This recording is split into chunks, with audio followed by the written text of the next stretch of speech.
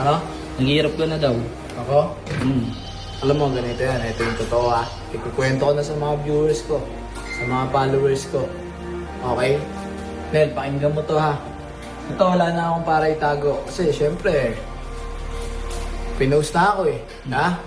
Inano na ako, nireact na ni Makagago eh, di ba? Okay, papaliwanag sa inyo. Ito yan, ha? Ito, papaliwanag ko. Ako talaga, nawalan ako. Lubog ako ngayon. Hindi dahil nawala ang sugal. Hindi yun. Hindi dahil nawala ang sugal, kaya lumubog ako, hindi. Matagal na akong hindi nagpo-promote ng sugal. Alam mo kung bakit?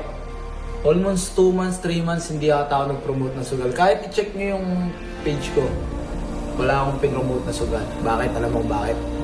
Nararamdaman ko na yung sistema na nagsusugal. Bakit? Kaya ako lumubog. Kaya ako naghihirap ngayon. May pagkakamali ako sa buhay na hindi ko naingatan yung mga meron ako ngayon. Alam mo ano? Pera, sasakyan.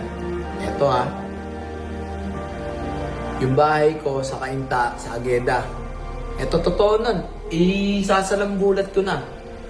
Talo ako sa casino ng worth of 69 million. Worth of 69 million men. Ang talo ko lahat-lahat. Sa Okada, Soler, sa Newport, sa COD. Lahat yan.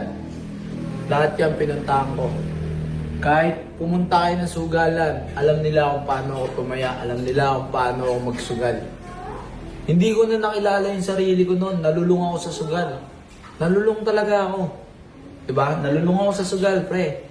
At eto, marami akong pinagkautangan. Totoo yun. Bakit? Kasi kapos ako ngayon. Totoo yun.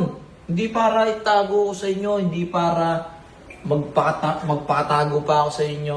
Totoo yun. Kapos ako talaga ngayon. Kapos na kapos ako. Totoo yun. May utang pa ako. May utang pa ako, pre. Marami akong utang. Kay Foreign Germs. May utang ako kay Foreign Germs. Totoo. Kay Norbin. Kay Norbin. May utang ako doon, pre. Kay, eto ha, para alam nyo ha. Ayan, ilabas nyo na lahat. Oh. Kay Jonah Renz. Umutang ako dyan, pre. Yun yung mga nagpautang sa akin. Yan. Tapos, sino pa ba? Sa sapatos, pre. Ito, kwento dyan. Meron kasing tao akong nabilihan ng sapatos.